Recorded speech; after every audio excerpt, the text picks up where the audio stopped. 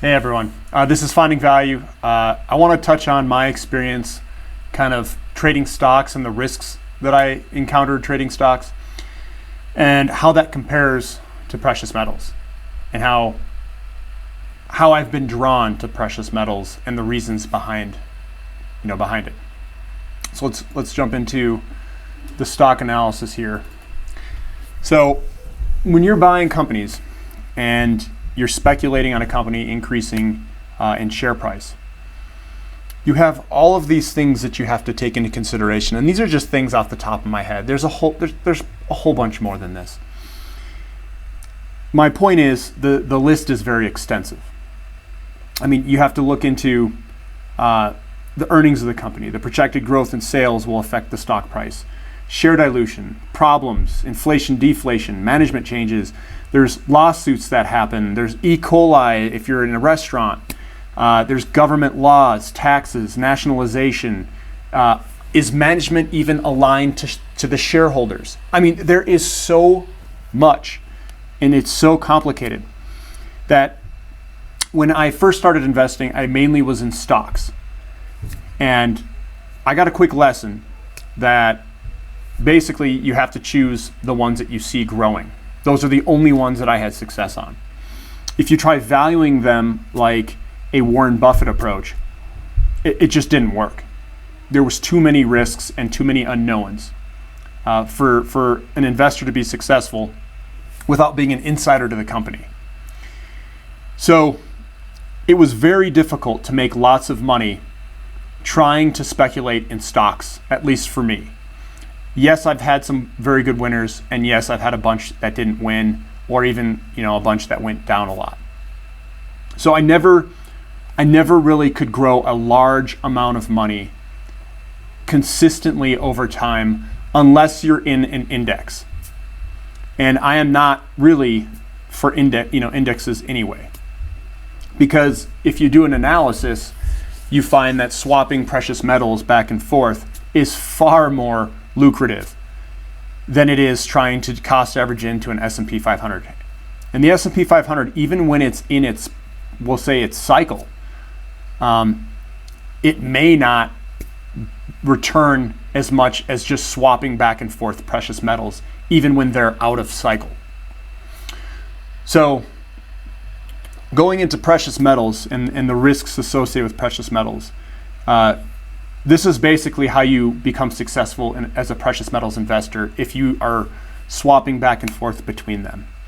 You need to time your purchases using ratios. And the ratios is just gold to silver ratio, gold to palladium, gold to platinum, and then obviously all the other ratios against each other's precious metals.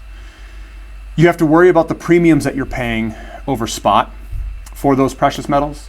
You have to worry about storage, risk of theft, if there's any damage or potential damage to it while it's being stored. And then there's some costs with swapping them.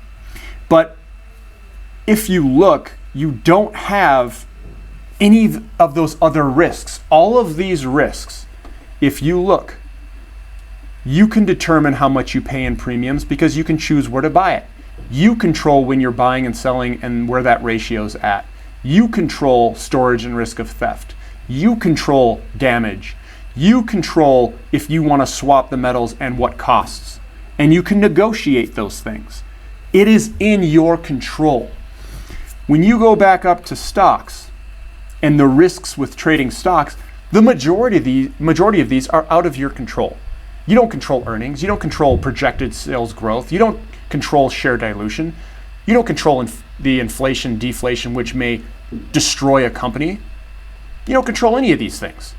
Here in precious metals, you don't control the price, but the price doesn't matter because you're playing a ratio and you're just hoping that they go up and down against each other to accumulate more metals.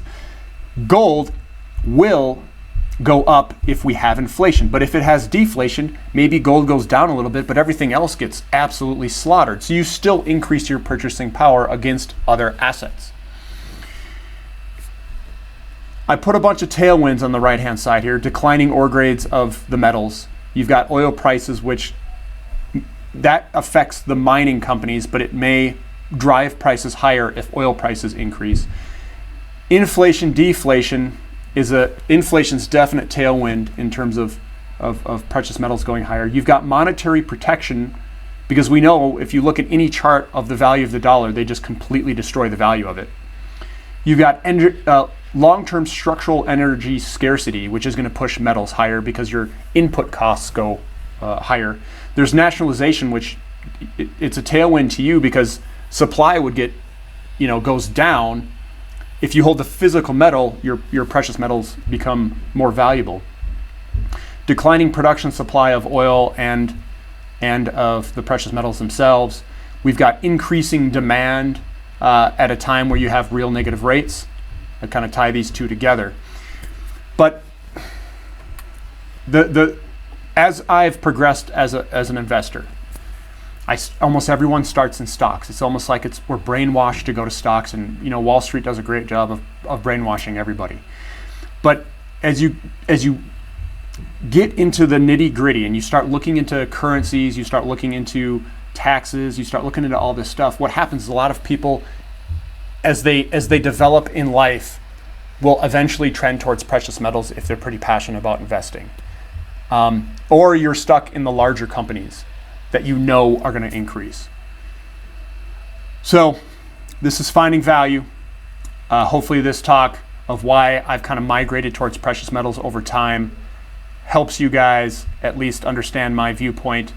I'd love to hear you guys' viewpoints. Please leave some comments. Subscribe, comment, rate it. If I'm not doing a good job, rate it down. If I'm doing a great job, rate it up. I appreciate it and hope you guys have a good day. Thank you.